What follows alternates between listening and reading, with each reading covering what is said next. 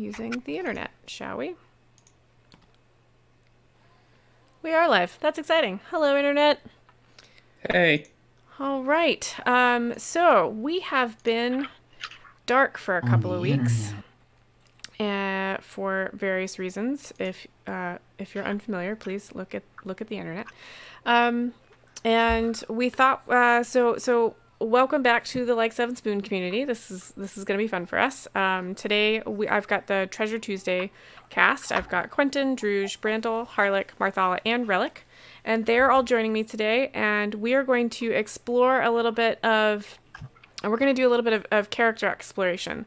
We're going to take a walk through each of their minds and see how they're feeling about their fellow characters, how they're feeling about the adventures they've gotten themselves into, and about what has occurred so far. I'm going to ask them a couple of questions. I'm going to try and get them thinking. We're hopefully we'll have fun with this. So, we will try and take questions from the chat, the second half of the session tonight. So get those questions ready and let me know what you guys are thinking.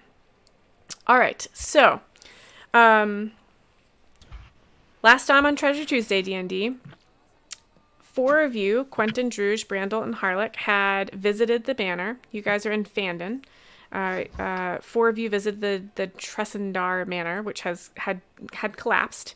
You heard some jackals and decided to go back to the Stonehill Inn to regroup.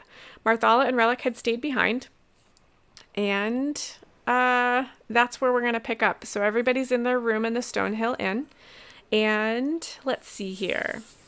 How about we start with Druge?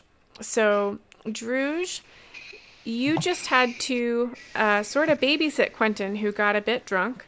You sort of trailed after him to this manor where there seemed to be some dangerous stuff, and then you made sure he got back to the inn.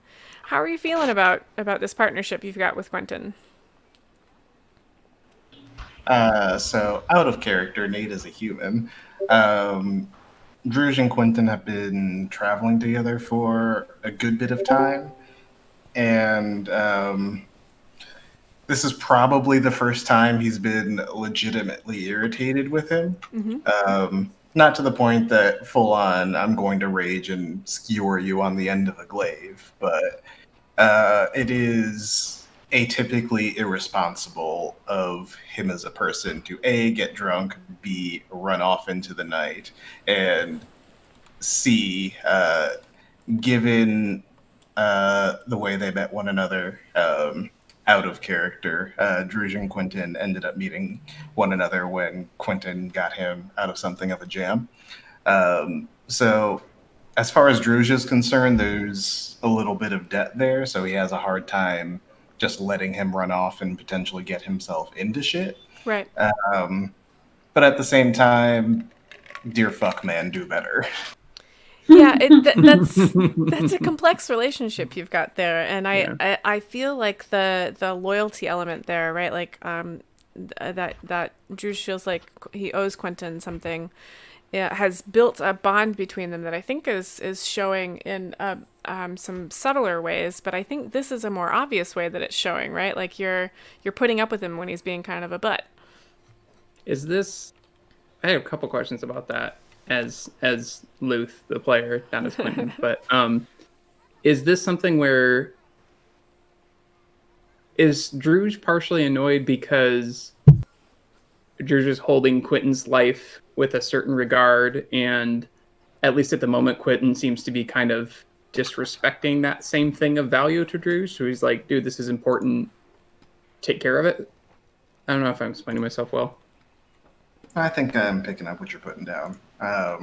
That is it to some degree, but also, as a rule, Quentin has generally been, if anything, the more cautious of the two. Yeah, for sure. And this is throwing caution to the wind. We're running off in the dead of night. Right. Fucking deal with it. Also, yo, guys, I'm drunk. Okay, to be fair, I was sober before we left, but yes, also that. Considering he just had to carry Quentin up the stairs, he is not convinced of any of that. That's fair. So the second question I have is, I feel like we've been traveling together long enough that, I'm gonna fix that. Sorry. They've been traveling together long enough that they've probably saved each other's bacon enough times, no pun intended, Relic, um, that they've kind of stopped keeping score. But is that something where, like, I don't think they're keeping score of every single time at this point. Um, is this something where Druge, because it was the first time, or the type of situation that Quentin rescued him from, that he still feels indebted as opposed to even? I would say it's not so much the type of situation as much as the chain of events that led up to it. Got it. Okay. Sure, there's been a lot of saving of bacon back and forth, but at the Mhm. same time, all of that saving tends to put him at more bodily risk than it does Quentin, considering Fair. Yeah. A, his overall bulk and size, and B, if anyone's going to be in the front, it's going to be him and not Quentin. So, as far as degrees of bodily harm that have been taken, it would definitely been him over Quentin. And normally he would be fine with that because they've gotten themselves into something and they can get themselves out of something. Right. Where this is a more unilateral decision that Quentin's like, hey guys, we're going. And he's like, well, fuck, I guess I have to deal with your drunk ass. Yeah, that makes sense. What I find highly entertaining here is you guys are referencing a lot of things that no one in this group knows, and nobody on the internet knows. So basically, you just sound super confusing to everybody. So that's good. But I'm hoping what everyone's picking up is that Quentin helped Druge out. Druge feels like he owes Quentin some debt. There's nice bonds here. Quentin is sometimes a butt, and Druge puts up with it. Does that sound like a good summary?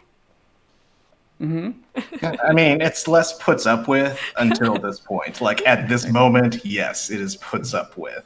And up until then, fine. Fair enough.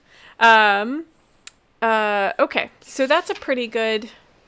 Okay, so that's your feelings on Quentin. Now, you also went out into the night trailing after Brandel and Harlech. Were you planning on keeping an eye on them as well, or do you feel like they can kind of take care of themselves? Well, Druge is abundantly sure that neither Brandel nor Harlech can take care of themselves.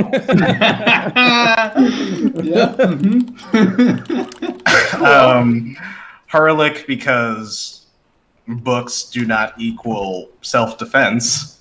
Brandel, because he is just as likely to hit one of his companions as he is something else. Also, they're very far away from a beach right now, and who knows how useful he'll be this far inland. It's a beach furbog, that's true. No water in sight. That's fair. I think that those are all fair things. Yeah. So, I mean, they as a group have been traveling together long enough that he feels a little responsible for all of them at this point, because Quentin's not going to want to be in front. Brandel isn't going to want to be in front, obviously, so he can throw Eldritch Blasts into the back of someone's head. And Harlech tends to avoid conflict whenever possible, to the point of reading his book through an entire initiative order. True. Yep, that's really fair. And how does he feel about Marthala and Relic? They sort of come as a set, and but I think I think Druge has a very different relationship with Marthala versus Relic. Yeah, I would say so. As far as them coming as a set is concerned, from what he's seen thus far, they really don't need to be a set, especially with Marthala popping wings out now, and Relic, A, having a hard time with that, and B, progressively more obviously being less of a man of the cloth. It seems that one is enforcing their will on the other, which he just as a rule isn't fond of. Okay. That's interesting. But yeah, as far as relationships between them are concerned, Relic is useful in certain situations. Like Druge is going to be the one to talk them out of things, and someone should. And Relic seems to be the best at that thus far. On the other side of that, if anyone's going to be in the front dealing with things that are going to murder the rest of the group, it's going to be him and Marthala. And there is something to be said for tanking bros. All right. That's fair. So, short answer, Marthala is better than Relic, and also Marthala doesn't really need Relic around. Also, he and Marthala get along in their own weird way. They do. And it is a weird way, don't you think? It is. It's not really like a protective thing as much as a hey, we can deal with stuff together thing. Yeah. That makes a lot of sense. I believe we refer to you as the Tank Bros for some reason. All right, that's a good jumping off point. How do you think Marthala thinks about Druge? Marthala. So Marthala is she's pretty, and by all standards she's very likable, she's very kind. But she sees some of the discomfort that Druge has when he's, in a town surrounded by people having to stoop to get into doorways. And Right. she can really sympathize with that because of some things that have happened in her past that have tethered her so tightly to Relic. So she cares about Druge a lot, and will probably take extra care to make sure that he is comfortable and feeling necessary and needed and wanted as a part of this group as time progresses. I really like that. I think that really says something about Marthala's character. Do you think there's anybody else that she's doing something similar with? She sympathizes with Druge a lot more on that regard than anyone else, but she's not blind. She sees how people look at Relic and interact with him. And she knows that something is amiss in that relationship, and perhaps there are some things that he's been less than honest with her about, but she's absolutely going to take care to make sure that no harm comes to him, because she knows that no matter what he may outwardly seem, ultimately there is good intent buried somewhere deep in there. Ah, that's interesting. So she's really convinced that there's good intent in Relic. Yeah, of course. What do you think gave her that idea that there was... Do you think that's just she inherently thinks people are good, or do you think there was something more there?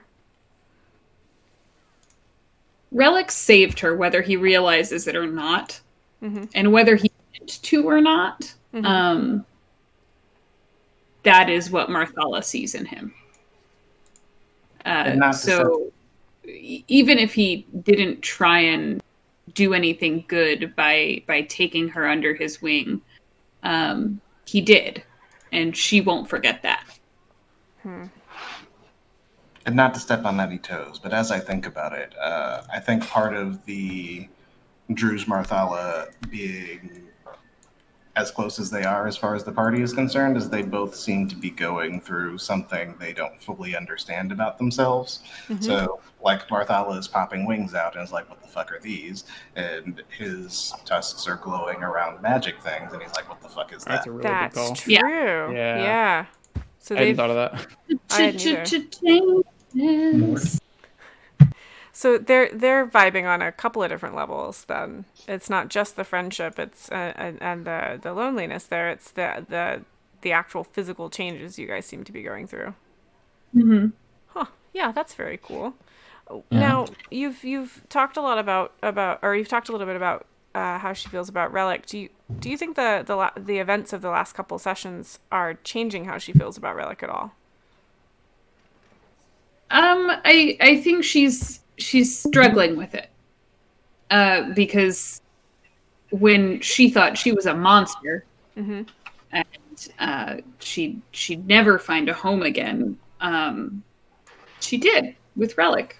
He saw Yeah. past the monstrosity, and the fact that he's now suddenly afraid of her, and like she thinks he's mad at her for something. Right. Yeah, she doesn't. So Marthala doesn't think that he's. Yeah. So sorry, I was babbling there. I was just trying to No, I confirm mean your you're point. okay. Yeah, she thinks She's he's mad at her. she doesn't know what she did wrong. Right, and he won't Um, talk to her. and she's usually pretty good at, she's aware enough to know when she's doing something that could be offensive, because of course she's constantly worried about that when she's interacting with people. So Okay. she's hurt that it can't be a discussion and he can't just ask her things. And you know she's I mean, like, she'll forgive him because that's just in her nature, but I don't know that she'll ever have the kind of relationship she did with him before that, when he trusted her. Oh, so you think the last couple of sessions are really going to change their dynamic? It's not going to be as happy-go-lucky and like, yes, I trust everything you say. There's going to be some hesitation with Marthala. Mm-hmm. Oh, that'll be interesting to see played out too. Oh. Relic, do you think Relic sees this coming at all? What when when it seems like to Marthala that Relic is mad at her, what is Relic thinking? Like, why is Relic looking mad at Marthala, do you think? So Relic feels betrayed, Okay.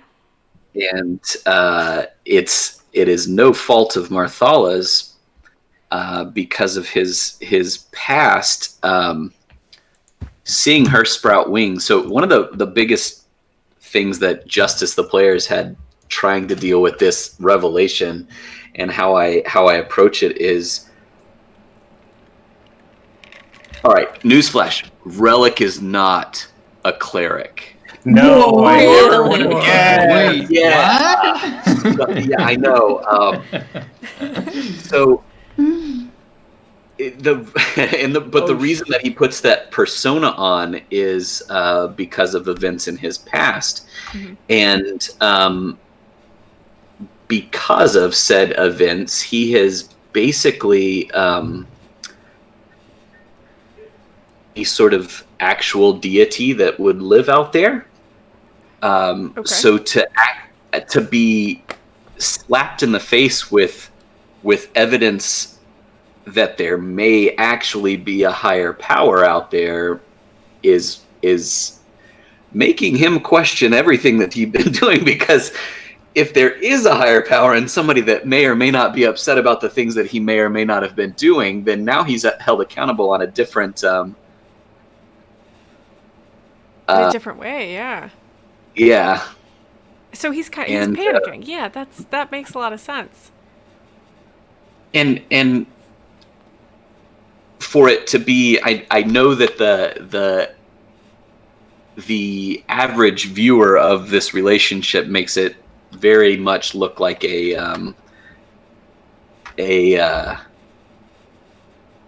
parasitic relationship, but Okay. he actually, I mean, yes, he's getting something out of it, but he also does care for Marthala, and what may have started out as straight up being a parasite. He does care for her and wants to make sure she's safe, but then to be slapped in the face with, she might be the actual delivery system of a higher being, he doesn't really know how to deal with that. And initially the reason he was mad is because he thought that she had been lying to him. Sure. That would make anybody upset. When do you think he realize? Do you think he realizes he does care about her, or do you think he's sort of stuffing that down? No, he knows. I mean, there was the moment in the shit pit where he jumped into the water that was over his head. Right. to save her, which was probably the first time outside of a tavern scuffle or a run-in with the city watch that they have been truly in danger. And I mean, since that moment, he's known that this isn't just she's not just his hired bodyguard that he keeps around and kind of keeps in the dark so that she doesn't run off and leave him. But there's also a certain amount of that. There's feels there. That's okay. So that's a really interesting moment too in the timeline where, because he made a very deliberate. I remember that moment.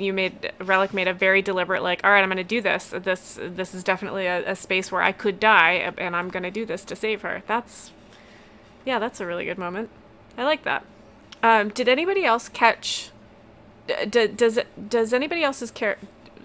This is getting confusing. Does anybody else? Did anybody else catch that change in Relic? Did anybody else think that Relic was a little standoffish, but then realized he cared about her after that moment? Or I think Quentin picked up on it. What makes you say that? I think Quentin's kind of had his eye on Relic from the beginning, especially when and correct me if I'm wrong, but I believe it was Diana intentionally as the player having Marthala accidentally as the character slip up and call him Relic a couple of times. I think she called him Brandon a couple times. Like there was like the name thing a couple of times. Is that right? She never really called him by the right name. Yeah, I introduced myself to you all as Brandon. Yeah, She always calls him Brandon. Yeah. Okay. Well, I have messed up and called him Relic several times though. Like when we're in a high pressure situation. Right, and that's an intentional move on Diana's part. Yes. Okay. Yeah. So like, that's what I understood. So like that is like a sign to him that like obviously she knows more than she's telling, but like Quentin trusts Marthala because she's a good person and is out for the best for everybody. And what makes Quentin think that Marthala is a good person? Her genuine sincerity and reactions in the moment, and they're so quick on whatever the reaction is. Yeah, like that time where we found the guy that was being attacked, and she like immediately jumped in. You know? That's right. Yeah, that guy in the street. Yeah, so that's like a good point. she seems like a good person. Yeah. And Quinn's got a pretty decent insight too. Like I do try to play off my character sheet and not just like what me as a person has, what the player has figured out. I do try to lean into my character, and Quentin's built very much for a lot of insight and kind of personal intrigue sort of thing. So I think he's picked up on that. Okay. As well as the kind of nervous little ticks and like the intense spurts that Relic has in terms of like the stuff he's trying to pull and the way he's trying to manipulate, like Gorko, like the bank account for Gorko. As a good example. You're always looking out for those kinds of things. Yeah. Yeah, and like he's trying to figure out what's up because some of the stuff the reason Quentin's out traveling could be related to what Relic is doing. And he's trying to figure that out, and it's very much a keep your friends close and your enemies closer situation.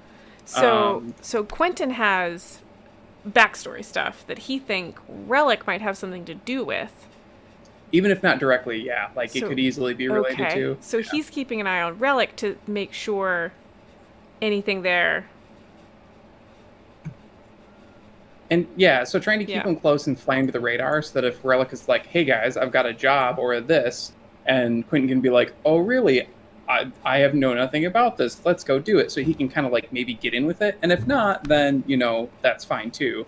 So he's been keeping a real close eye on that. And so he noticed I think what it was that tipped him off on this change with Relic and Marthala is Relic's always been so in control of the face he's putting on. And there's definitely times where he lets it down, but when his emotions are intense and tough things are happening, he's definitely putting on a face. And he's trying to puppet the situation to get what he wants out of it. And the wings popping out and the march through the woods and like all these things, that it was like Relic wasn't in control of himself anymore, and so he was. It looked like he was shaking to his core, and there seemed to be a conflict between, this is my friend, I don't want to lose her, but also, oh shit, oh shit, oh shit. It's like he's been dealing drugs and then just found out his best friend is like on the drug enforcement patrol or something like that. Like he's like looks like he's freaked out. And Quentin's You've been watching Breaking Bad lately? No, I've never seen that. but I know enough to kind of gather like a similar situation where like Relic seems to be always one step ahead of the church and pulling the scams, and then he finds out that his best friend is apparently an angel, and the other shoe can drop literally at any time, no matter what plane they're on. Yeah.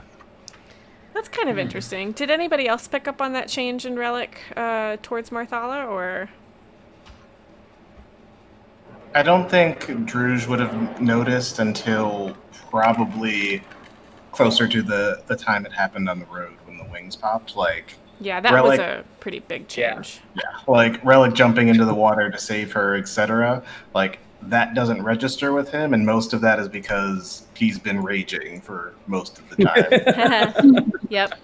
Which is honestly something of a problem for him in general, because as a rule, Loxodons aren't super ragey. Like, anger is not a thing that they experience on a regular basis. Okay, so raging to Druge actually is not okay. Like, that's not something that he's like, yeah, whatever, I do it. He has feels about it. Oh yeah, he's not super comfortable with the fact that it's happening, and interesting. Okay, it didn't happen until Quentin busted him out of the thing he was in. Right. So, do you think Druge would be blaming this on Quentin or the thing he was in? Oh yeah, no, it's not Quentin's fault. If anything, Quentin got to him before it got worse. But yeah, it's still not something he's abundantly comfortable with, and especially now that it's leading to more physical changes, it's progressively less comfortable, but also progressively more useful, as he's been realizing. Huh, so he's being a little mercenary about it. Yeah. Okay. I wouldn't say necessarily mercenary about it, but as he's gone on, and this has been a very Nate choice as opposed, well, I wouldn't say opposed to a character choice, but it's been planned as part of the character development, that it be more of a controlled thing. So it is less of a seeing red, anything that is alive and moving needs to die, as opposed to a more directed and intentional thing. And I think that's more of a character starting to be able to manage it more than it is Druge being comfortable with it. I do vaguely remember you bringing that up at the beginning of the characters, that you wanted the rage mechanic, but you wanted it to be a little more controlled than what was necessarily written. So that, yeah, that's been some pretty good planning on your part too. And if you go back and watch all of the sessions, you can see that progression. I think it's very interesting and clear. All right, well, we haven't heard a lot from Brandel or Harlech yet, so Brandel, what do you think of this group? You're a furbolg, and you're used to kind of being on your own, right? What do you sort of sit in the back and watch some of what's happening. Yeah. What's he thinking about the party around him? If anything, I think Brandel is sort of curious about many of the people here. Okay. Like all the things they can do and stuff. I mean, being what I am, my power isn't like fully mine, so right. Seeing what all these people can do is interesting, So is he just curious, or does he have something more? Does he have something more there that he like a more intent based? Like he has to find out, or is he just sort of? These guys are funny. I mean, not super, like, I don't have to find out, but... No, you're just along for the ride kind of thing? I guess, yeah. Alright, that's fair. Yeah, totally fair. Is there anyone in particular that he'd like to get to, that he's been thinking about getting to know more, or anybody that he kind of wants to stay away from, or has he made any, has he been judgy at all with anybody? Judgy. I don't Judgy, know. yes.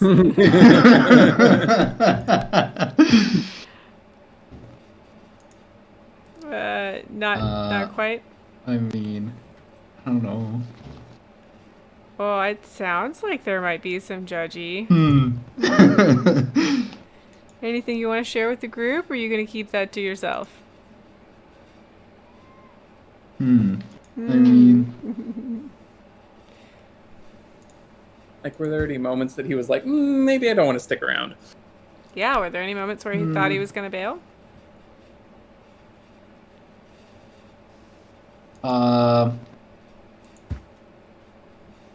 When we were in the town, when we first got to this last town, you know how we got in and everyone literally looked at us? I was like, oh shit, gotta move. Time to bounce. Yeah. So he's not really comfortable being. But then everything worked out. Yeah. Because Relic kind of took the spotlight immediately, so it was like, oh, okay. That helped? Yes. So it helped when he took the spotlight? All right. Yeah. So out of curiosity, I got your back. Does he feel about not being the biggest person in the vicinity anymore? Oh, that's not too bad, Yeah. actually. That is pretty nice. You can move the couch. I mean, he usually stands out in a crowd, so having a Loxodon kind of alleviates that. Handy. You know? Yeah, I can see that. Handy. Okay. Is there anybody that that Brandel feels protective of, or is Brandel more of a he's kind of in this for himself? I mean, no, I don't think Brandel feels protective about anyone in particular. I mean, I don't think. I mean, as evidenced by the inter-party violence. Yes. I don't think. Remember all the murder? You do tend only to dropped murder him everybody. to 0 with 1 shot twice. It's fine. I'll fire. I mean, I would probably feel bad about Quentin, but he's got Druge, so. That's fair. Yeah. Well, that's an interesting question. Were you worried Druge was going to do something the 2 times that you knocked Quentin out? Yeah. Didn't Druge almost come after you a couple of times? Yeah, except he turned invisible. Yeah, Right. I know. That's right. You dropped Quentin twice with nat ones that you were shooting through the party with, and I used to be able to say that I never do party damage for nat ones. I try to be more interesting about that, but now I have to say, except if they shoot right through the party and there's nothing else I can do. I have to do that because of you now. Thanks, Brandel. Well, there's always a first, you know. So if Brandel was worried that Druge was going to come after him when he hurts Quentin, do you think Brandel has noticed that Druge is a little more controlled now, if he was that keyed into Druge coming after him those times? Or do you think he's a little more oblivious? I mean...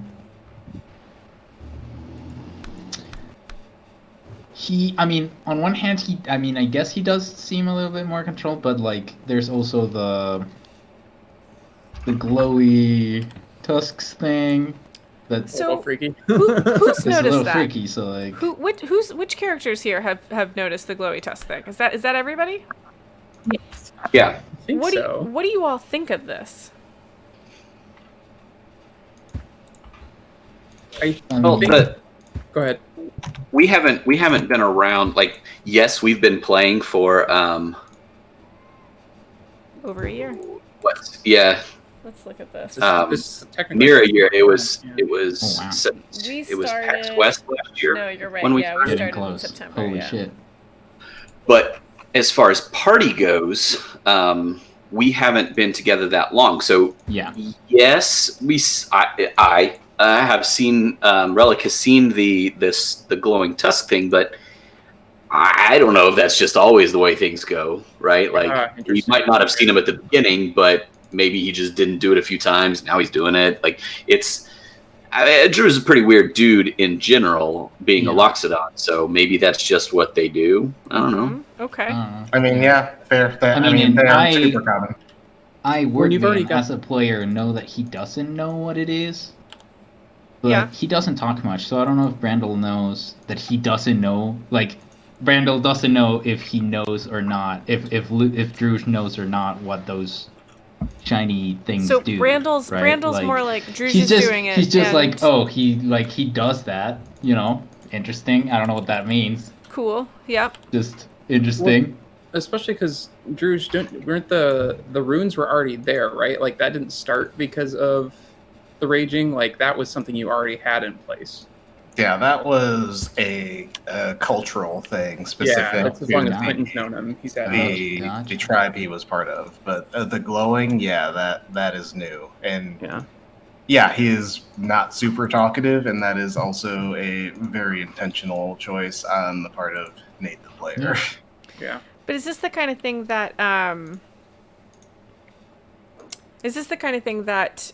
Brandel, because Druge doesn't talk about it a bunch, Brandel just sort of accepts as a thing that could just be a thing, and you're just gonna leave it alone? Yeah, it just seems interesting, and that's it. I mean, I'm not gonna ask him about it, you know? Sure. Why would you do that? What's the worst that could happen? That's interesting. And then, of course, everybody noticed when Marthala got her wings out, right? Yes. Yeah. Did anybody see that I coming? thought it was so subtle. Wasn't. Did anybody see that coming? Like, I mean, no, not at all. right? And how did you guys react to it? Definitely not as a character. How did Harlech react to this? Is Harlech used to Asimar, or is this... Was this completely Harlech is fascinated, but has learned his lesson about asking too many questions as far as this group goes. So where are you from? Why do you think he learned that lesson? What was the moment where he was like, okay, I won't ask so when he initially met the group, he was surprised and intrigued by a Loxodon being present and mentioned it, and no, President is fine. immediately got bad responses.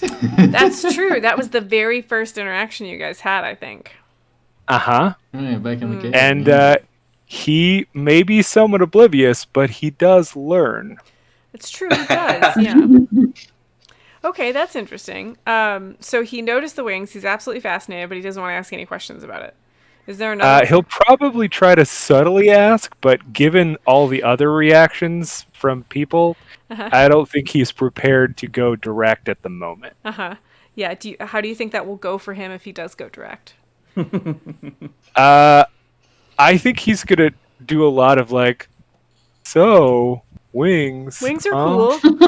Pretty crazy, right? You've got secondary and tertiary feathers in the. I'm assuming that's region not normal. How does the funny thing about that is the fact that like Marthala has no idea where this came from, right. So she would probably in this situation really benefit from Harlech and his studious ways. Yeah. I think that applies for Druge and Marthala because they don't know what the fuck is happening. Do you think either Marthala or Druge would go to Harlech and ask him if he knows anything about the wings or the tusks? No, he's always got his face in his books. Is that you don't want to like interrupt? Okay, so Marthala doesn't want to interrupt him. That totally tracks. What about Druge? Does he just doesn't want to talk about it? As a rule, Druge isn't super fond of magic, considering the place Quentin got him out of. Sure. And A, the prevalence of it, and B, approaching a practitioner of it about something that is actively happening to him as a Loxodon is not something he is especially interested in. That's really interesting. Would there be anything that would force him into asking questions or force Marthala into interrupting him?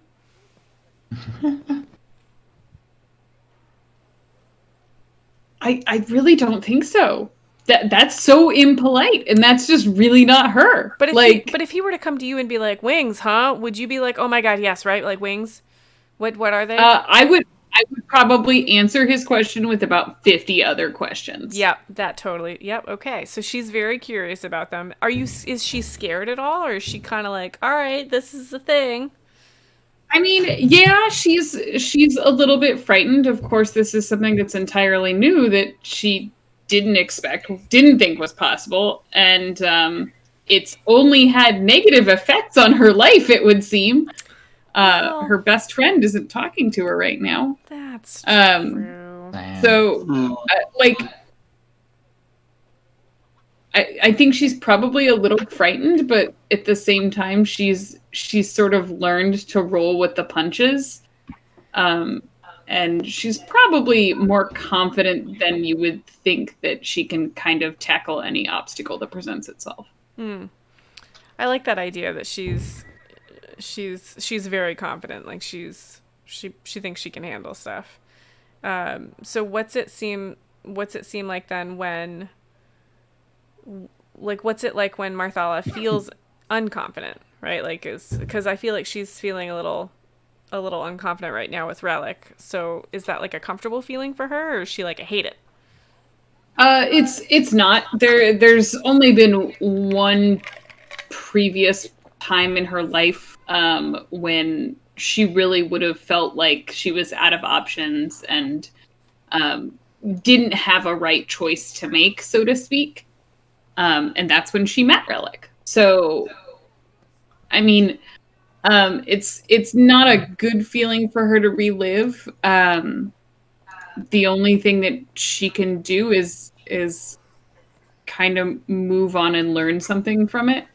And in this case, what she's going to learn is that she probably shouldn't have had as much faith in people as she previously did. So, that's very sad. Oof. I mean, it's true though. You know. No, you're not wrong. Nope, not wrong there, but sad pants. Sad pants. I'm wondering how that's gonna, because she tends to be pretty cheerful most of the time, so I'm wondering what this is gonna look like, you know? It'll be a drastic Start shift. killing people left and right. Huh? Yeah, that's. She'll just start murdering everybody, and the wings will drip with blood. Yeah, that'll be terrible. You know what? You'll notice a drastic shift. Okay, I'm interested in that because she's been holed up in her room in the inn, and you guys are about to go do stuff, and so. Did she even have dinner? Did she even have dinner? Yeah. Okay. Didn't eat the food that was given to her. Okay. Oh, and God. Harlick, you've sort of fallen into this crowd here. You were wandering around under the city looking for stuff. You fell in with this group, and you've just sort of started following them around, right? Yeah, pretty much. Is he staying with them just because they're absolutely fascinating and he wants to know the things, or? I mean, part of it, I don't think he's really been very friend heavy for any of his life. So I think he's kind of not used to people very much. But the artifact is the major draw, like why he's gonna push to keep doing this.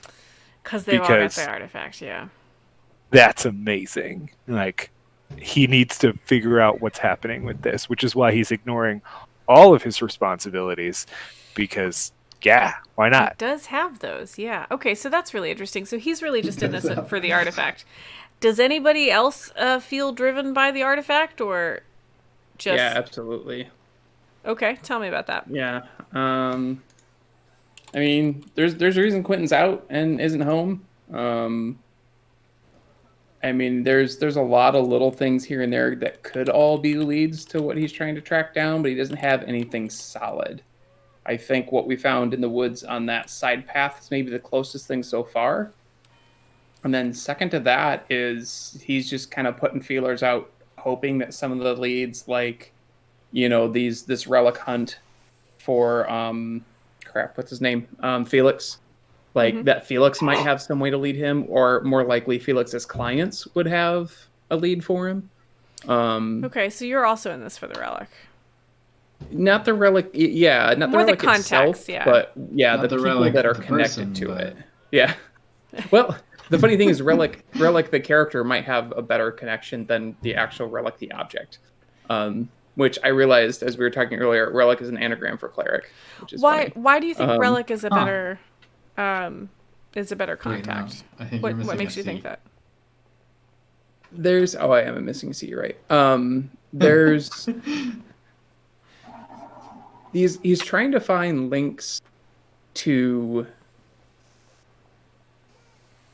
not quite like the Rogues Underground or like Thieves Can't or anything like that necessarily, but those types of organizations that use those types of things. And Relic seems enough of a shifty dude, not maliciously, but at least in enough scams he's run in. If he's not directly part of one of those groups, he's probably pissed off one of those groups at the very least. And you think so, that will be a good thing for you?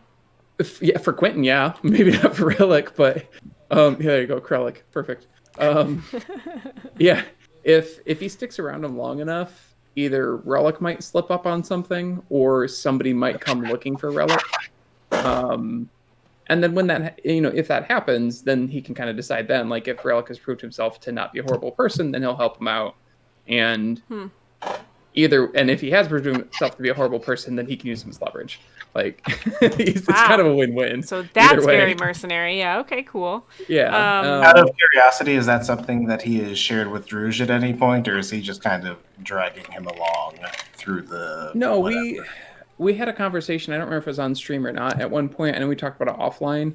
When we were sticking around after the first job, dude, like, why would we stick with this group? And Drew was just like, absolutely not. There's a wizard who knows what that cleric is doing, and Quentin was like, well, hey, let's stick around for a while. This might lead us to what we're trying to find. And, keep your friends close, enemies closer situation. Just keep a really close eye on them. And what better way to keep an eye on them is if he thinks we're part of the group. What I'm getting at is, has he ever shared exactly what it is they're trying to find, or why he's traveling around? That's a good point. I don't think we ever decided that. I think you guys subjects. I think you guys met up and you had. I think you agreed that you had comparable interests, at least in moving the same direction. But I don't know that I don't know that Quentin and Druge have ever sat down and been like, dude, this is what I'm doing. Yeah, no, I think they've absolutely talked about common enemies sort of thing. But has it been more like fuck those guys, or has it been like, I'm hunting this dude? It's more of I'm hunting smash this dude. his face in. Yeah. And Druge was like, yes, hunting, that dude sucks. We have the same prey. And the same problems. Yeah. So Nate, the player, knows that. I'm just clarifying that. Yeah, they've definitely, and probably long before they joined this group, they've talked about like, these organizations are garbage. They need to go down. We will root them out and finish it.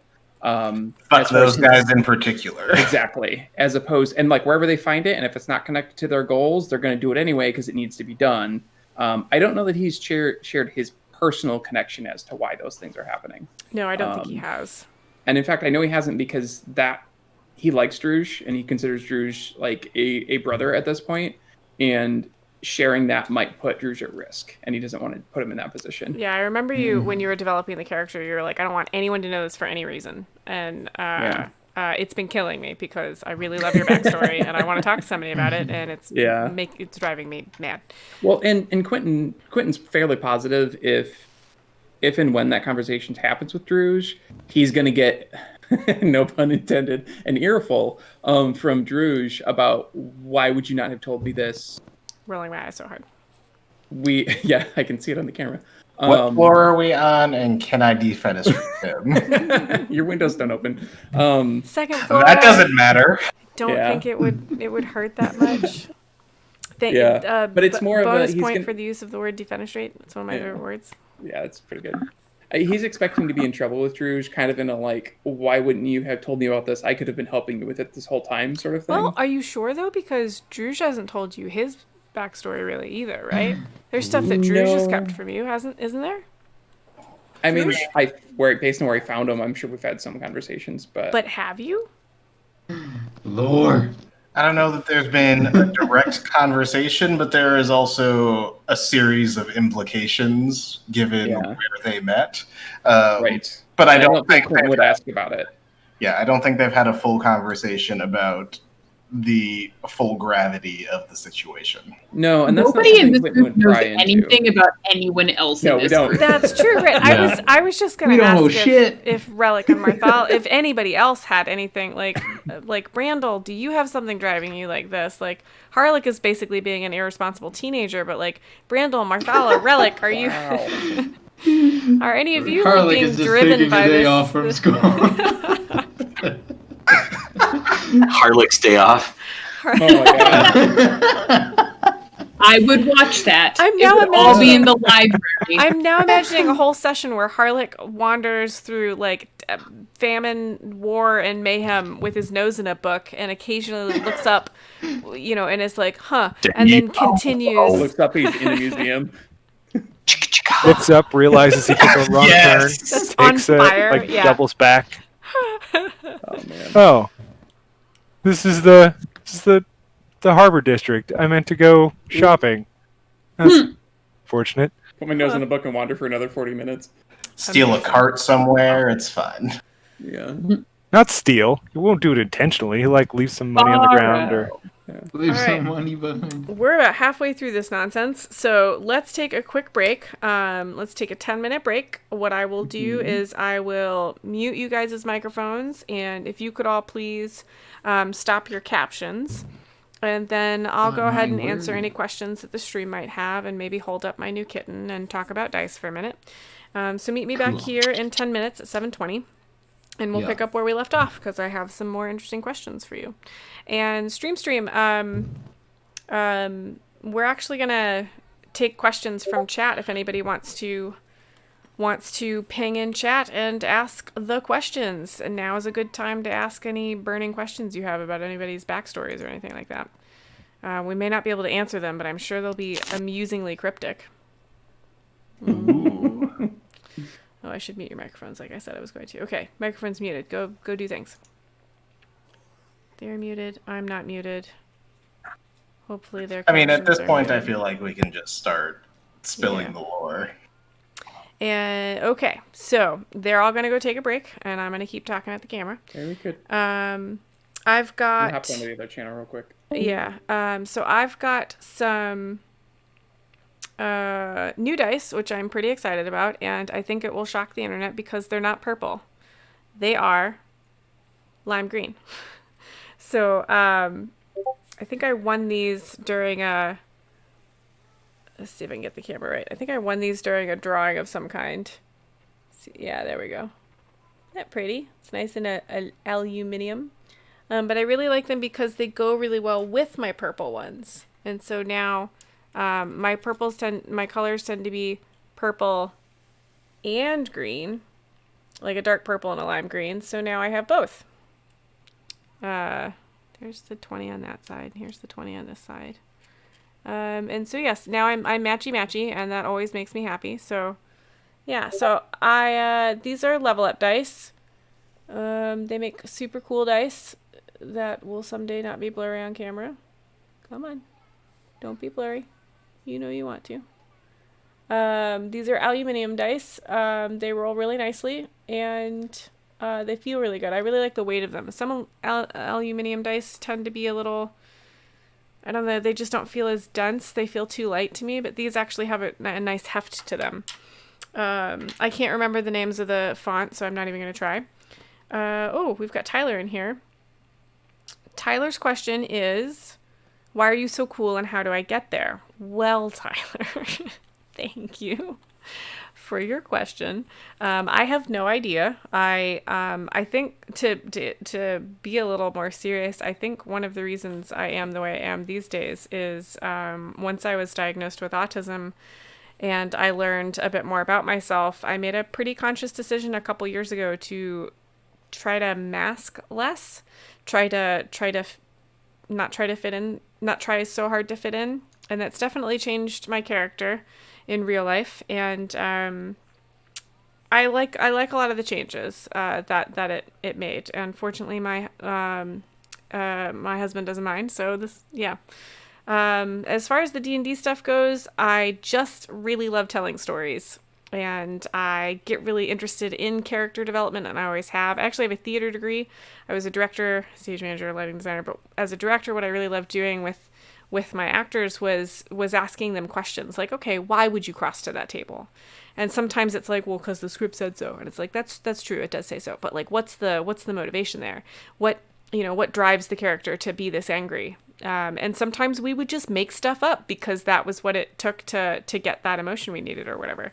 And I'm really interested in this session today because we're doing something similar where we're really talking about a lot of the motivations that these characters are getting, and I think it's absolutely fascinating, and I think it adds to the story. I think it'll help the players move forward, especially after the break that we had, and I think it'll help me tell a better story too, because they're all revealing some things to me that I might not have known, or they're coloring them in a different way than I might have thought about originally. So that's pretty helpful as well. And as far as the dice goes, I just like collecting shiny math rocks. They're pretty. I used to collect rocks as a kid. This is my adult rock collection. Yeah. Any other questions? Or thoughts you want to share? Or things you're excited about? Or fun things you did this week? I am tweeting that we are taking a break. And when we come back, we'll take questions from chat as we continue to delve deeper into our character explorations. Come join us and ask those burning questions you have.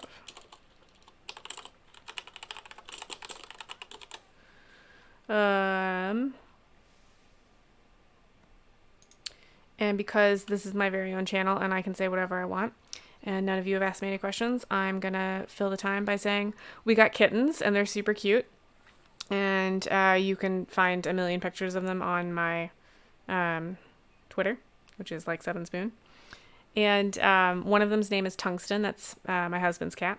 He's black with white paws, and he has a white stripe down his nose, and he has a white stripe down his belly, and he's weirdly symmetrical, and he has white whiskers and white eyebrows, but a black face, so he just looks as cute as hell. And then and his name is Tungsten because that's one of Aaron's favorite Aaron's favorite sets of dice. And then the tiny dragon I adopted is an all black cat. He's got gray eyes. They were blue when he was born, but they faded down to gray, which is funny because my eyes are doing the same thing. Mine were super duper blue when I was born, but as I get older, they get more and more gray. They actually change colors, which is interesting. Anyway, his name is Dr. Aegon, which is spelled Dr. space capital Agon, because he is a tiny dragon. They're currently both entertaining and maddening in equal channels, but I love them. Yes, I do. This little guy keeps shoving his nose up one of my nostrils and then biting the bit in between my two nostrils in the middle of the night, and it's really friggin' annoying, but I still love him. Tyler asks, are you taking notes on what the players are sharing, or are you just remembering it? Will you listen back to the session for that? That's a good question, Tyler. Normally, whenever I do these kinds of things, I take just mad amounts of notes. And I haven't been doing that today because it's been a couple weeks since we've streamed, and I know that if I put too much on my plate, I get a little discombobulated. And I liked the idea of doing this stream because I forgot to make the map, and yeah, got all discombobulated and frazzled. So today I'm not taking notes. And I've actually noticed since I started streaming a lot of our sessions and doing a lot of our sessions online, both a session I'm not streaming and both of the sessions I am streaming, I haven't been taking notes. I'm remembering things because my notes are different. They're not as verbatim. And I tend to do my recaps a little differently as well. What I'm going to start doing is a session called Cereal Spoons, where I do recaps of chunks of the stories. And that I think I'll have to listen back to a lot of these episodes for some particulars. but I think I'll get a lot of those particulars from the players as well. A lot of it I'm just going to remember because it's stuff that I already kind of knew, but I'm getting their flavor. And it's stuff that works within the story. The more that it works within the story, the easier it's going to be for me to remember it. So that's really helpful too. But one of the reasons I love recording these and streaming them and recording them is I can listen back to them. It is always really weird to listen back to me, but I've gotten really good at just not listening to that part, and that tends to be helpful. But yeah, I do like to write down a lot of stuff. Whenever November rolls around, I tend to November is National Novel Writing Month, and the last couple years I've used NaNoWriMo to try and book form one of my groups, and I'll go back and look at all my notes and look at all the recaps and try and turn it all into some kind of book. So a little bit of everything, I think. Okay, I think we're about ready to come back. Let's just make sure everybody is in the channel. I see 1, 2, 3, 4. I'm missing Luth. See if I can move him. I can move him. I win. All right, I'm going to mute everything for a minute. And Discord noises are coming through stream. Huh. I don't think they have before either. That's interesting. I need those noises. Huh, I'll have to think about that. I'll talk to you later about that, Tyler. Thank you for mentioning it. I'm going to mute myself and my camera and my web captions. I'll mute everything so that I can check in on my group before we come back. So I will be right back. Just a couple minutes. Thanks, guys. Or folks, rather, because I'm assuming not all of you are male.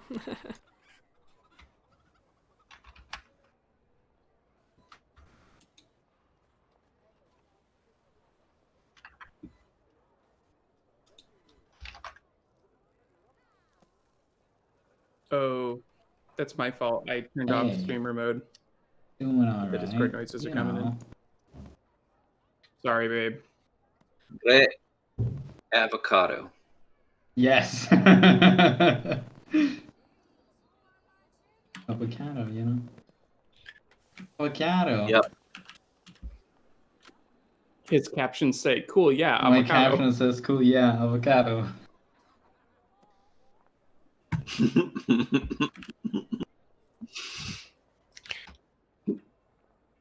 Cool, yeah, avocado.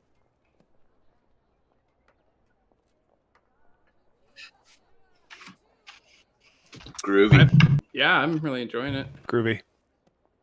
Yeah. Yeah, no. Oh, it can still be heard on stream. No, we're all heard now. I think it's backwards.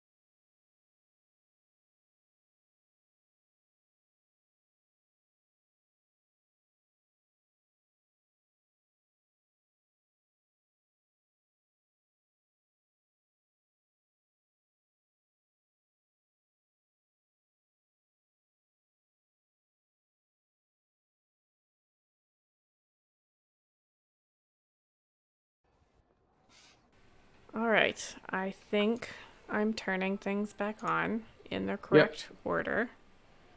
Does the internet agree with me? Yeah, I can What hear. about captions? Okay, I've got captions again. Is everybody else going to turn on their captions? There's my captions. Mine should be on. And it looks like Avocado. the Barthala, revealing moments. Okay. it looks like the mic is being picked up. Let's see if Tyler can hear us, and we'll be good. All right. Let's see if Tyler asked any other questions. No, we're good. Okay, so stream. Remember, if you have any questions, let us know. We're happy to answer them. I think we left off with. Well, shoot, I forgot. What did we leave off with? It was Quentin and Druge talking about mysterious backstory stuff, right? I think so. Okay. We were kind of hopping all over the place. Yeah. We really were. Since we've been hopping all over the place, what are you guys thinking? Does anyone want to jump in with this is a thought my character's been having? There was something earlier. Oh, talking about Druge's runes lighting up and stuff. Mm-hmm. And Brando was saying like he doesn't have the context. And it's like, oh, I guess that's just what he does. You know, I don't know much about Loxodons. That's probably normal. I think Quentin has definitely noticed it and has enough context. It's a change, right? Yeah, he's got enough context to know that it is not normal. And Tech, I'll leave up to you how much you want to share in terms of reveal or not. But like the mysterious situation that Quentin found him and they worked their way out of, like he knows that it's messing with Druge. And like have they talked about how rage is not something that, like in character, have Quentin and Druge talked about how rage is not something that Loxodons typically do? I don't think they have. Okay. Though that might be something Quentin just knows. Yeah, I would leave that up to the DM whether Quentin would know that or not. I don't think he would. I don't think that. I think Quentin has had contact enough with the outside world and whatnot that he knows that Loxodons are a thing. But I don't think he knows enough about their culture because I think that's fair. Yeah, Nate, I think you and I have talked about how their culture tends to be a little secretive. Secretive's the wrong word. Reserved or reserved, something? Yeah, something like that. Does yeah, that sound I think reserved is one way to put it. The other part of it is Druge's tribe in particular was nomadic, for those who don't know. Right. Yeah. So it's not something that would be super common knowledge. And to answer your question, no, I don't think it's something he would have talked to Quentin about. And more to the point, I don't think it's something that he realizes is intrinsic to him as a Loxodon as compared to something that was put upon him because of the situation that Quentin found him in. Right. I think would it be fair to say that he's probably figured out that at least the rate, like, I think he's pretty sure the magic component is messing with his head. Would you say that Quentin would he have picked up on the rage being a problem for Druge? Because like we established pretty early on that when he goes into a rage, that Quentin would play his like little like I forget what they're called, but they're the hand drum on his hip to like help him like sun's getting real low, calm down, sort of thing. And that's happened less and less as we played. To be totally honest, a lot of that's because I just forgot or didn't jump in or my mic was muted and then it was too late. Yeah. But I'm actually excited for it because I feel like that's a great character progression that Druge is taking that control for himself. At the same time, I think Quentin's a little nervous about it because in the back of his mind, it's like, well, is he not going to need me anymore? Oh, interesting. What reason is he going to have to stay with me? And that might have had something to do with, and this is me kind of retconning some of the way the dice rolls went, but that might have had something to do with the way he handled that whiskey and like getting a little drunk and being a little reckless, and kind of like tying them together a little bit. I don't know. No, I'm I still can working see through that. Yeah. I also feel like they've had a little bit of that conversation. Like, Mm-hmm. as I recall, when they were in the last town, Quentin pulled him aside into like an alley. I was like, Yeah. "Hey, you okay?" And he's like, Right. "I mean, It's yeah, true. this shit is super weird, but also anger is a gift, and it's working out." So, Right. And I think Quentin's nervous about that too, because I think what he's worried about is the power might be addictive for Druge because of how much anger he has in him for the stuff that's happened and the goals he has. That could be easily like a Sith dark side easy shortcut for some solutions, and so he wants to keep an eye on that. And the fact that Druge is able to control that himself and doesn't really need Quentin to control it, I think starts to remove some of his influence to help his friend. But at the same time, like he doesn't want to control his friend. Like that's not useful. So he's kind of torn. Is like, is this good or bad? Is it a good side or bad side? Can't tell complicated. yet. Yeah. I mean, I don't think Druge himself knows the answer to that. I mean, Right. fear leads to anger, anger leads to hate, right? And Right, exactly. That is the transition he's going through right now, and it doesn't necessarily end up something dark side, but It's just suffering. but yeah, it also isn't something Druge as a character is super super aware of. Like, Right. introspection is something he is familiar with, but introspection in the face of boundless anger is not something A, he, or B, Loxodons are super familiar with.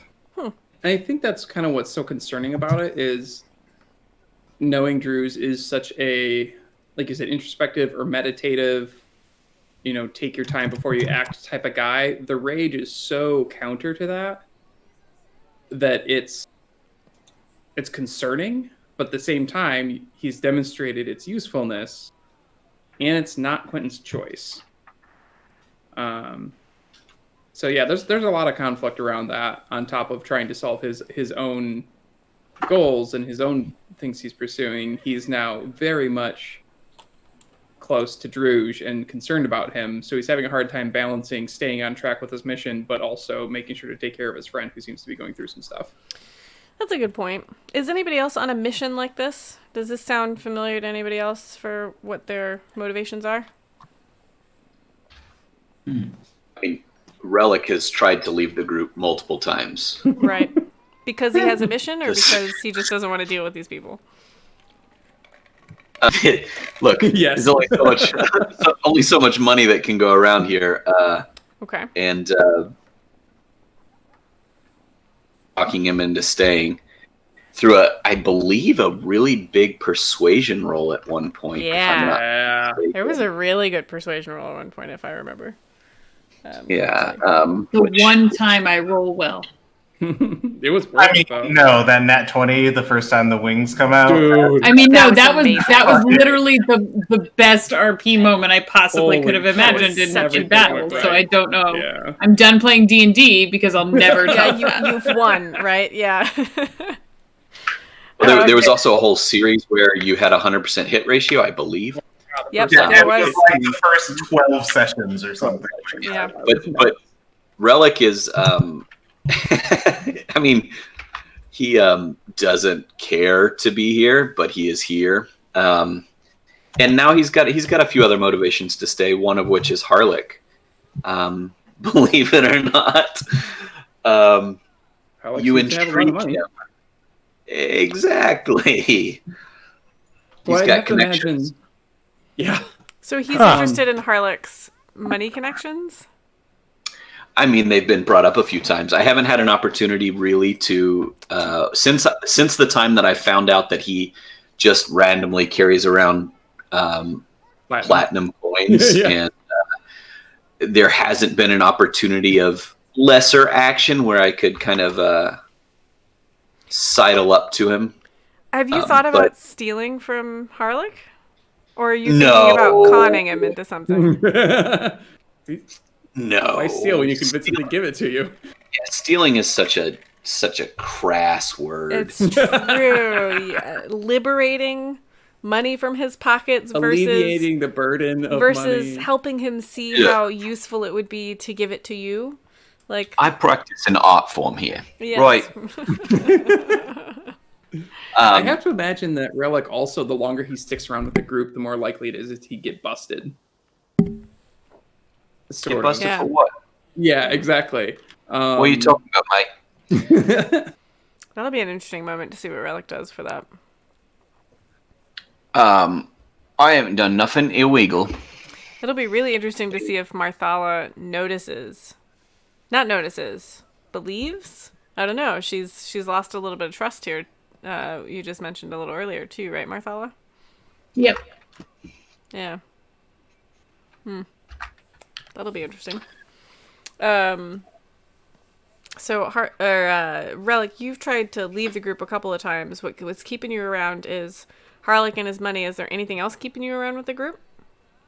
Well, Harlock and his money is not really keeping me around. It's just it's a side quest that I might partake upon. Interesting.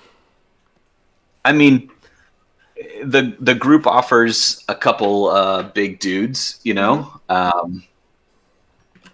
He enjoys messing with Quentin, and to be completely honest, Relic doesn't. He sees Quentin watching him, but he doesn't detect anything beyond that. He's just Quentin's a bit of an easy mark when it comes to messing with somebody. Yeah, that's an interesting thing. Yeah, is there any? So when you say messing with Quentin, what's a good example of that? Bacon. Yeah, the bacon. The bacon. Yeah. Sneaking bacon into his pocket so that he gets a bunch of dogs following him around the city. It's entertaining, if nothing else. Yeah. Yeah. And I think that's returned a bit with Quentin too. Like, it's not like they've spent enough time together at this point. It's not just Quentin being like, "Screw this guy, I'm gonna bust him." Like, as they've gone on, you've seen windows of genuality. Genuine. I don't know what I'm trying to say. He's seen Relic be genuine, especially around Marthala and the way he really cares about Marthala. And there's a good heart in there somewhere. So that's piqued his interest. And so he's been having a bit of fun, like teasing back and forth with him too. And it's been a bit of a relief to see that and not just be like, well, here's another guy we got to take out, and say, well, maybe there's something else going on. But that's been a little bit of a reprieve. Has Relic found any other easy marks, or is there what's he thinking about, like Brandel and Harlock types? So Harlock, he recognizes that he's a source of knowledge. Mm-hmm. He would probably be more likely to go to Harlock than Marthala would to figure out what was going on with her. Oh, once he's figured out that she's not an angel. Yeah. So what would that look like, do you think? Would it be very straightforward, or would he sort of like sidle up and be like, well, prove to me you know something about angels or whatever? I mean, I know what it is, but just to make sure you know. No. Yeah. Well, he has in the past pretended like he knew stuff when he didn't know it, but when it's something like that, he really doesn't have a problem finding out what that knowledge is, right? Everybody is a tool, and every person has a function that they can fulfill. Now, whether that is keeping him warm at night by being a giant fur dog that gives off what I presume is a lot of body heat, or having knowledge about spoons and potential angels. He's going to find a way to use the individuals in the area, and use is usually used as a negative connotation. He doesn't always mean that. He's just a little guy making it in this world, and you gotta find the people around you. It is a tough world out there, yeah. Does his stature come into that? Like, has that been a problem for him in the past? That that's why he relies so much on his words and manipulation?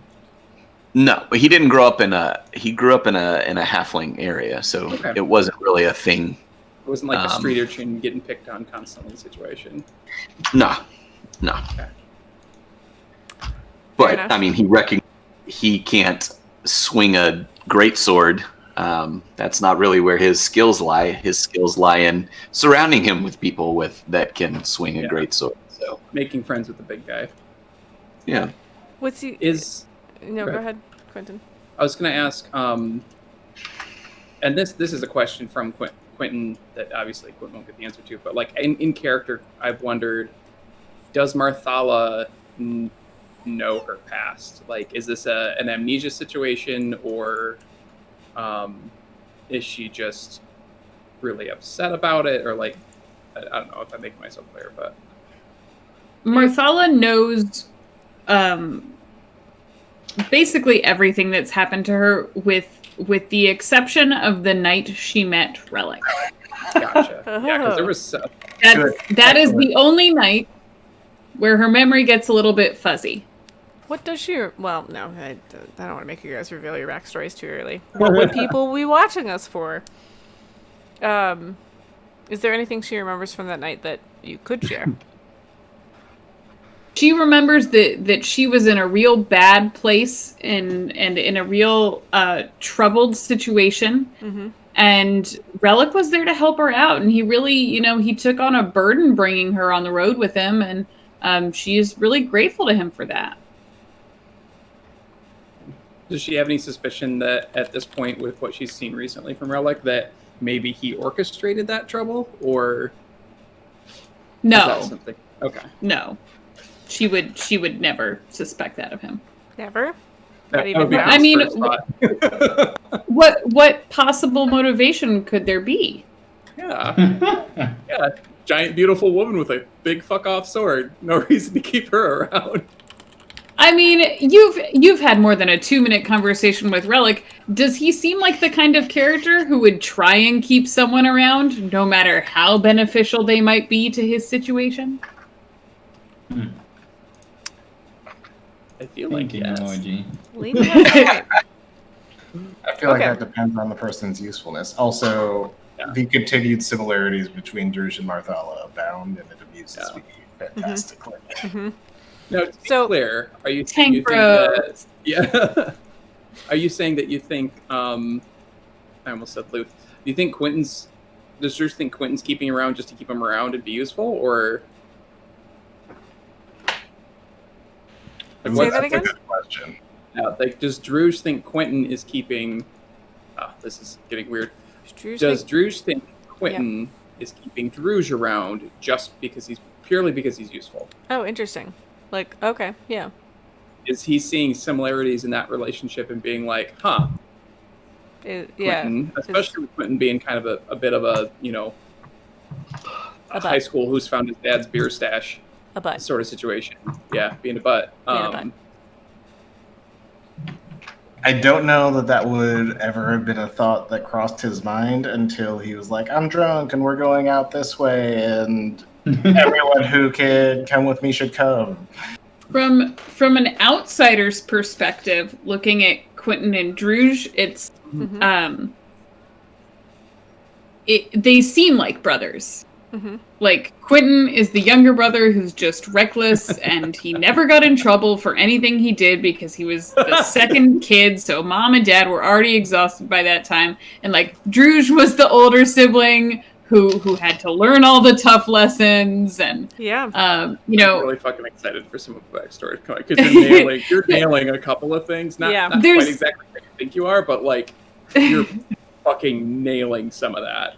There's just this well, I mean, that's a testament to the RP that we have going on, but like there's just this sort of like begrudging notion with Druj where you can tell that he's going to have Quentin's back even when he wants to slap Quentin silly. Right. Yeah. And like I feel like Harlech is the youngest child in this because he was born like 6-7 years later, and now the older siblings are just a science experiment that he can write about for, his early entry letter to like Harvard or something like that. Just trying studying the dynamics of a nuclear family. Yeah, that's my takeaway. That sounds about right. I really like that you guys have mentioned some backstories a bunch here. And I want to tell the internet that you don't always have to have a backstory to play D&D.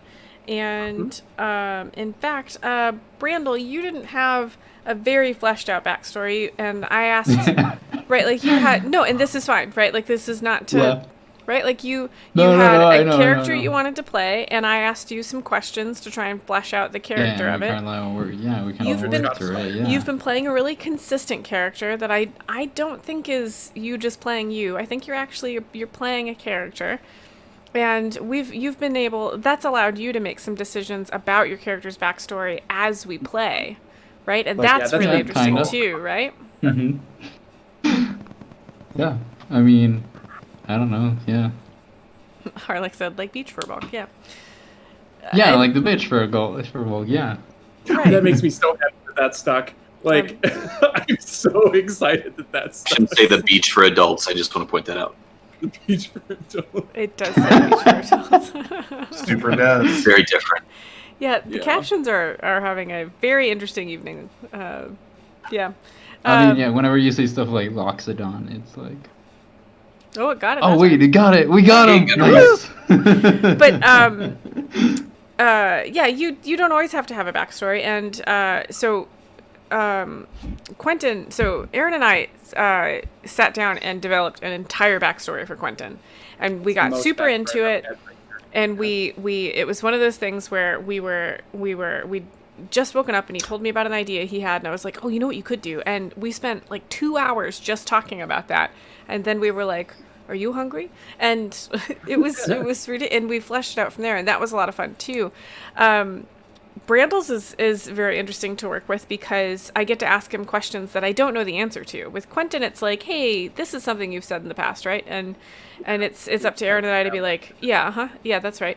But with Brandel, with your character, I can be like, okay, do you want to be a beach furball? Do you want that to be part of your backstory? And if you do, what would that look like? Why does that inform some of the decisions you made with your character as a warlock and stuff?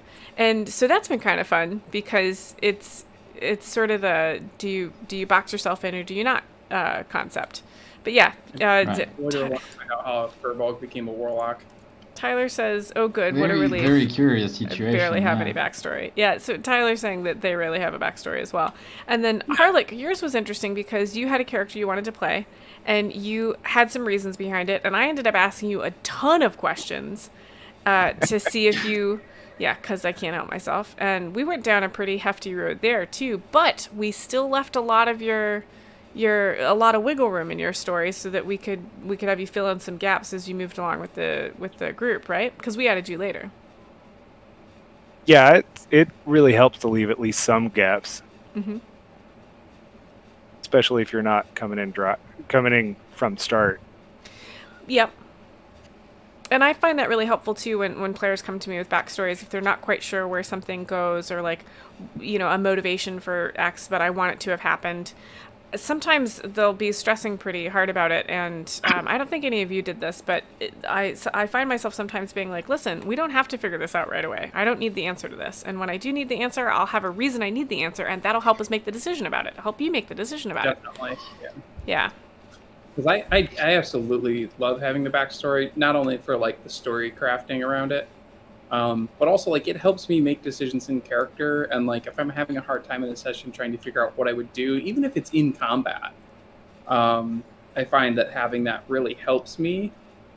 But at the same time, we were talking about leaving space, like that's half the fun of me. Like legitimately, a full 50% of the fun of D&D for me is filling in those gaps as we go and figuring it out as we go. Like the whole like Quentin being like running off and being like a woo girl in the middle of a tavern is not something I would have ever planned to do with him because of the way I've written him. And I typically I'm a pretty goofy guy, and he was one of the first characters of like, no, I'm going to play him straight the entire time. And then dice happened. I was like, all right, here we go. And I missed the arrow. Yeah. And dice happened. And to be fair, like part of this happened because we were like, okay, we've hated each other in every campaign we'd ever played. We're gonna make this fucking work for once. Yeah, For real. Yeah, Quentin and Druge, they're both playing in 3 campaigns. No, it's been 4 because there's been the other one before that. Oh, right. Huh. I should have remembered that because I ran that one.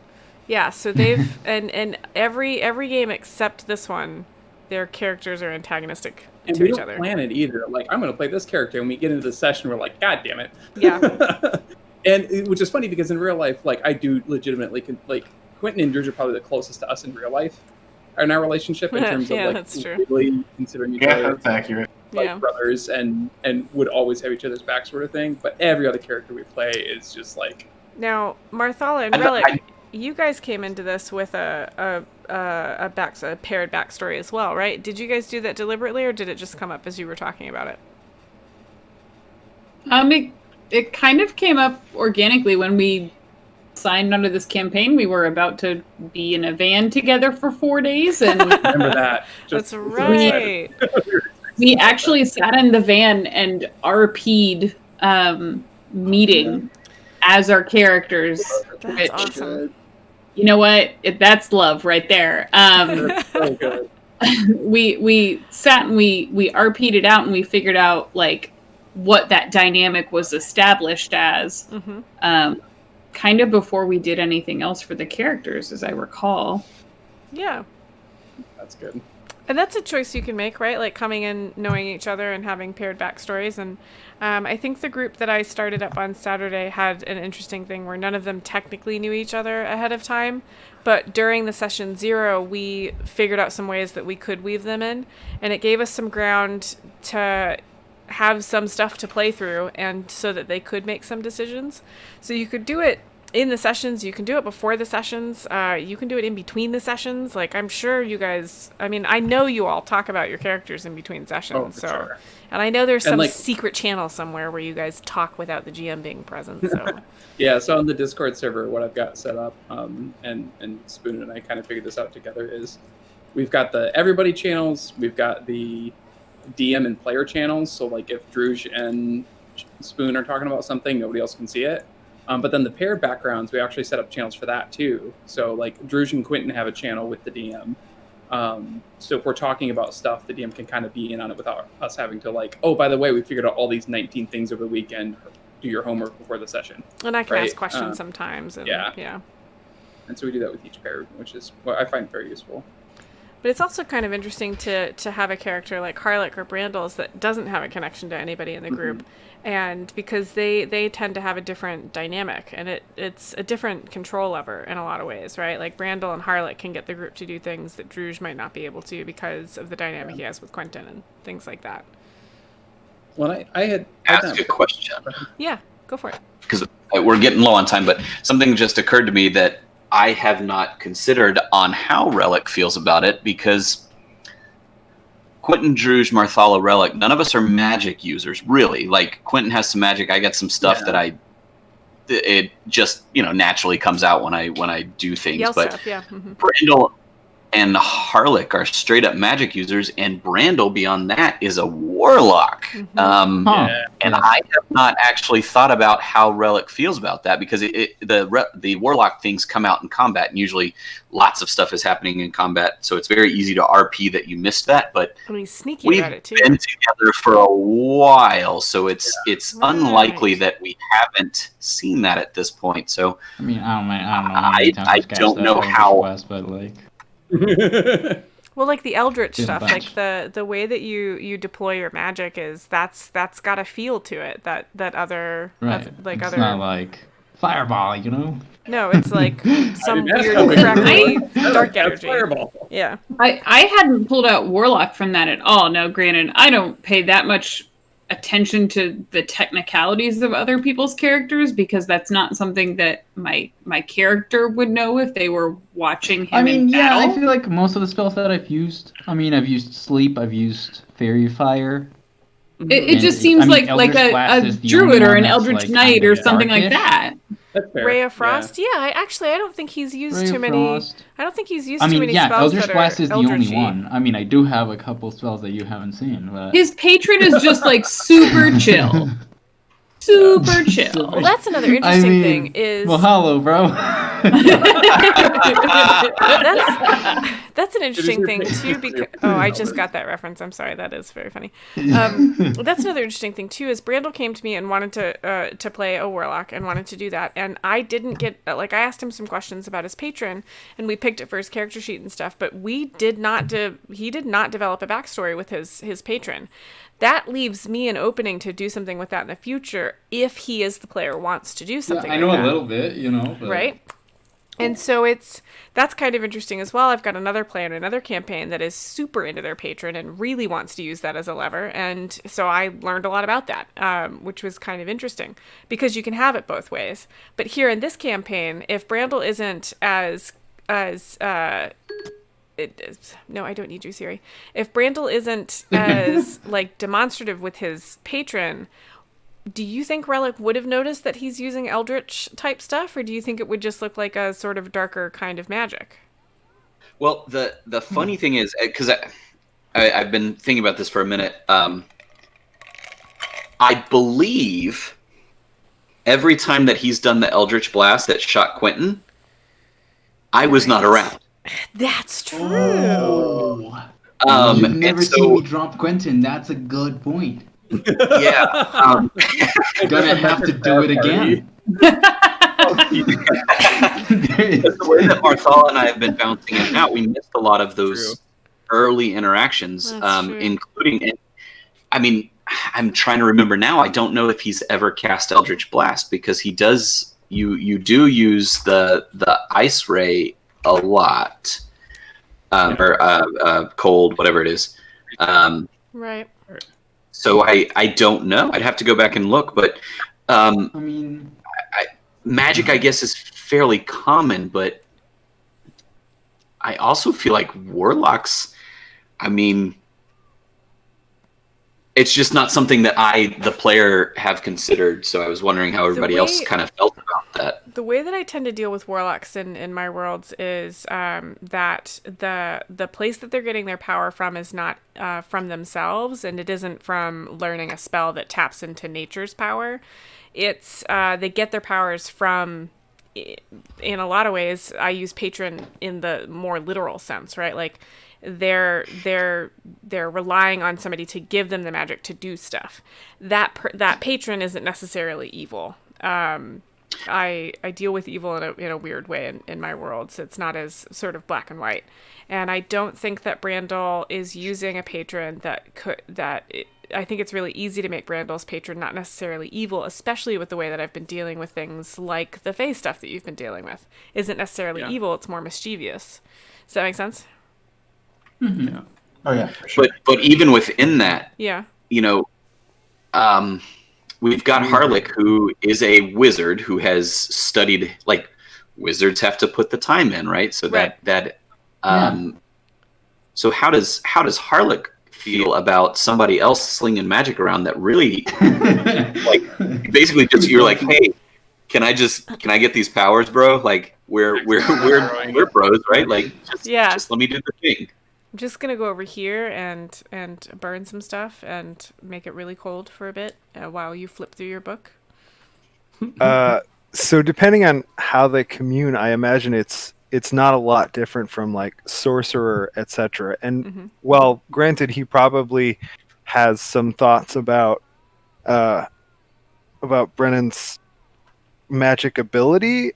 I think he knows it's not wizard, and therefore probably feels a little superior on some level, because a wizard with a superiority complex. I've never heard of that before. I was going to say, because from my perspective, it's kind of similar. Like, my power is not mine, but he actually knows how to do the thing. He knows how to spells because he learned how to. Right. He earned it.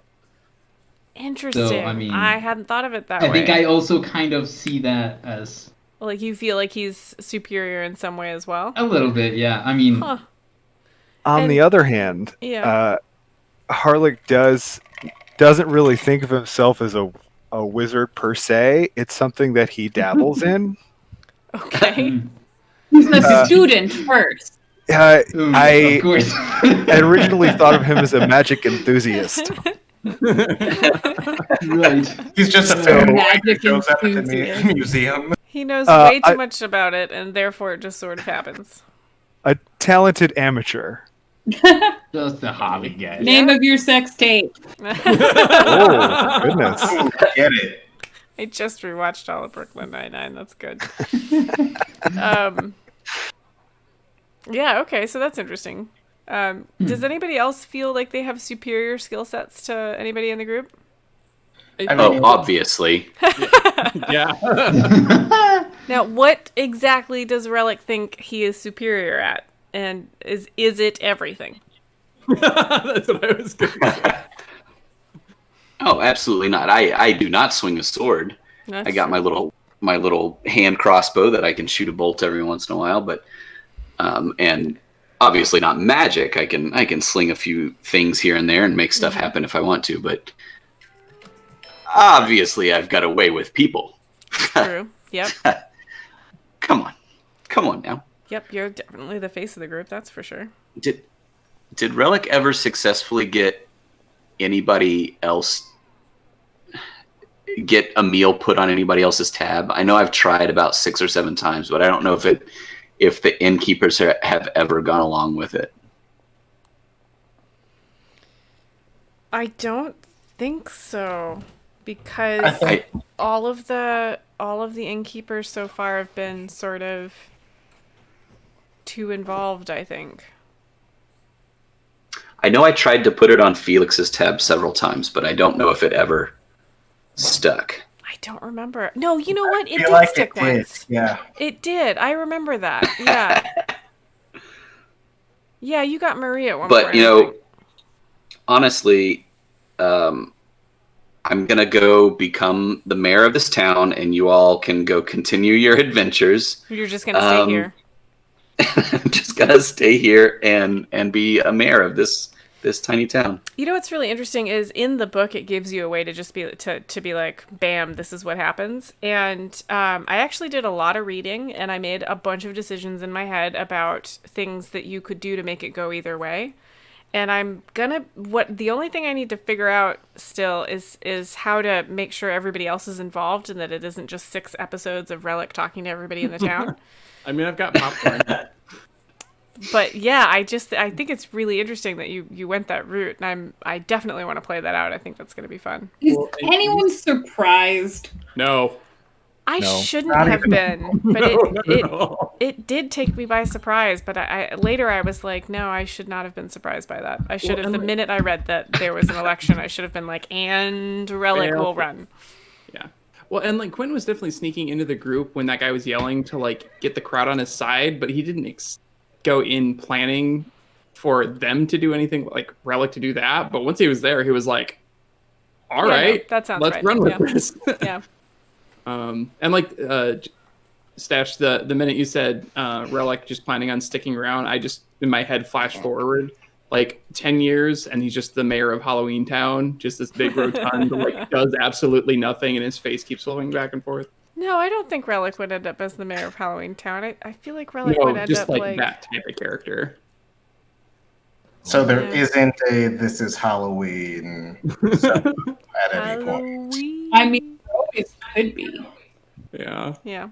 I could do a Halloween episode, but it wouldn't be scary at all because I don't like scary things, except I'm really See, good at scary things. I so tried maybe to it'll be pick really a scary. one-shot Halloween episode, and it's ended poorly for me.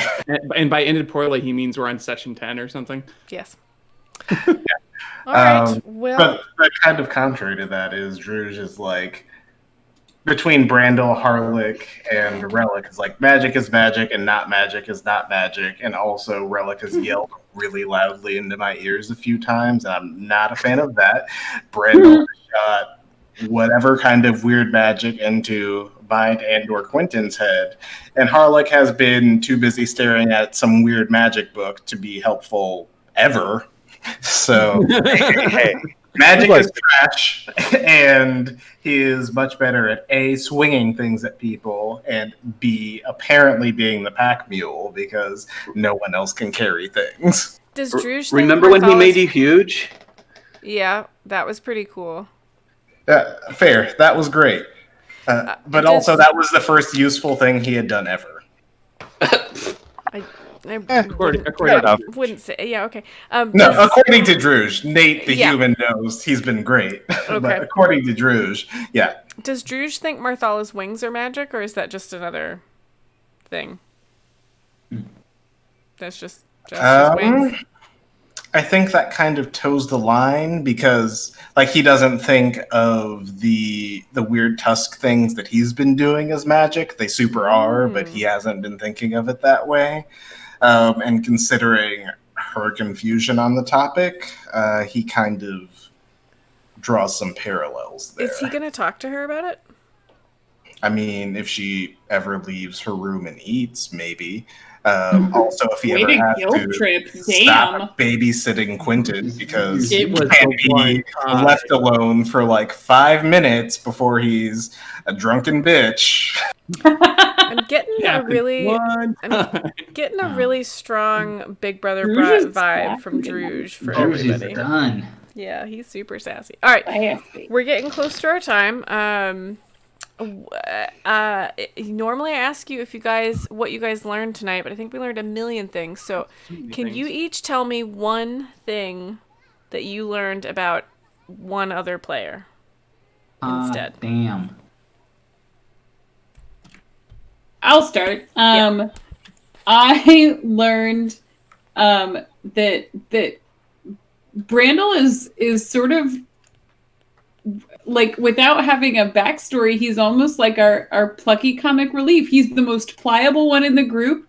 He's always just like kind of down to clown, like he's always around.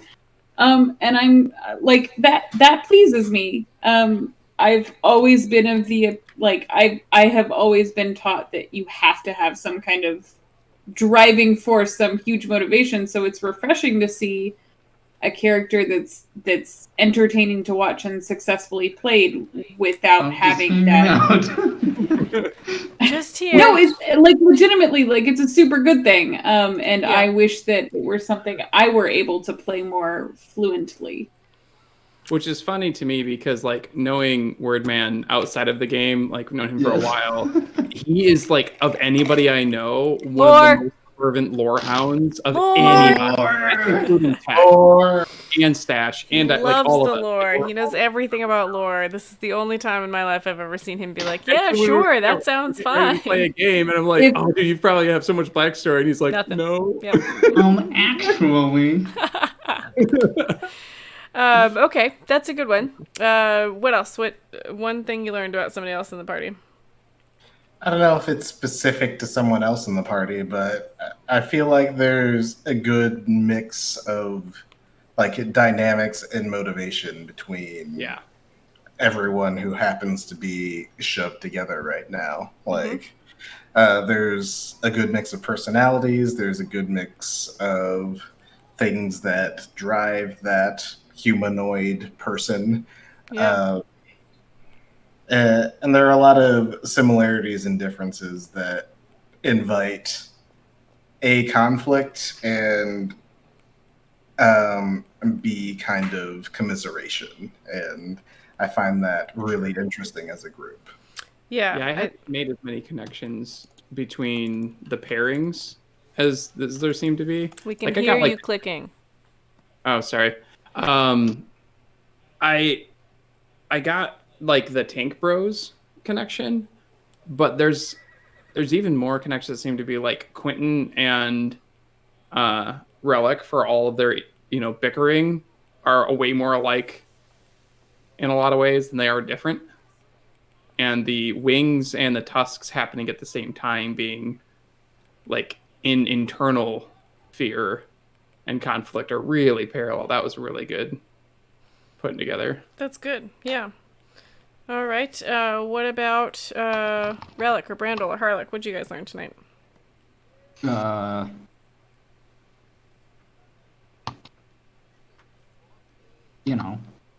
Stuff. Let me think about it. Okay. Harlock, Relic, you got anything? Relic has an interest in me? That's a little surprising. Mm-hmm. Oh, yeah, that is pretty interesting. I may have made that a bigger deal than Relic actually intended. I just thought it was funny.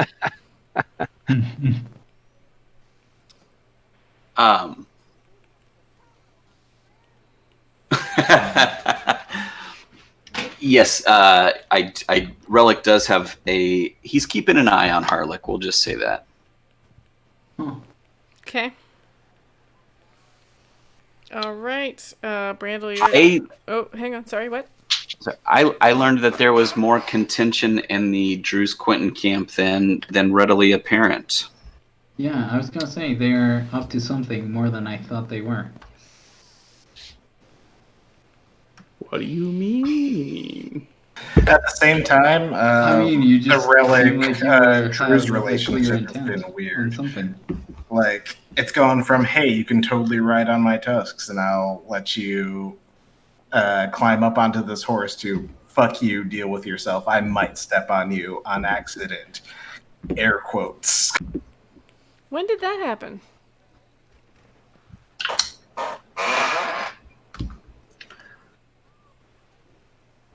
When did that shift happen? I mean, the first time Thunderwave happened in his ear wasn't super great. Yeah. Like, A, it's magic. B, it's painful. C, fuck this little dude. I could actually step on him, and there's nothing he could do about it. Fair enough. Okay, I think I've got one learned, at least from each of you. Anything else you want me to write down? Are you ready for I RP think point? Quentin and Marthala have some stuff. Yes, they do have stuff. You mean between the characters, or we have things to say that we learned? Things to talk about. Unless you don't, which is fine too. I don't think so. I think, yeah, we're in the learn section. I don't think I have anything else. Okay. There's definitely some things I want to act on in game, but yeah. I don't think that there's really an RP point for this one. You guys did a lot of really heavy role playing and more thinking through your role play. But was there anything that anyone found surprising about tonight? Player or character? Nice. I think the amount of insecurity that Relic has, like, I always kind of gotten like he's a, sling the insult first so that he's not being picked on sort of attitude, but especially with the wings, just that really has thrown him really hard. Yeah. And it's gonna be interesting to see how that plays out. Yep. Honestly, the Relic legitimately caring about Marthala as opposed to, hey, I could use this person with a big ass sword to keep my tiny ass safe from the world. And also, hey, she's got some money, I can use that. Yeah. Spent her money, remember? Mm-hmm. Yeah. Yeah, that did not sit well with, I think, Quentin or Drew. Were like, absolutely not. Yeah, I bought her a sword. Yeah, like Nate the human knows that's great. Drew's the character is like, what the fuck is this tiny person doing? Yeah, and like I'm excited to see where the kind of contention between Quentin and Relic goes, because like I've talked to Justice about, like, I'm so excited to play out that relationship, and like hopefully it ends up in a place where they're like 2 years down the road and best buds and would always have each other's back, but you never know. Yeah. That's fair. Okay, well, I think we've used up a bunch of our time tonight, so I'm gonna go ahead and end stream. Is there any last closing comments any of you'd like to make?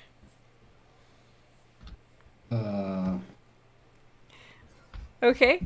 Well, stream, thank you for joining us this evening. I think it's important to try and explore your characters with your players every once in a while. I have to give full credit to Relic. He mentioned this at the beginning of our game tonight, and I was like, oh, yes, that's exactly what we need. This is perfect. So thank you so much, Stash, for bringing this up. I think it was a good one. And we should try and do this as a check-in a little more often. I think it would be good. Very pog.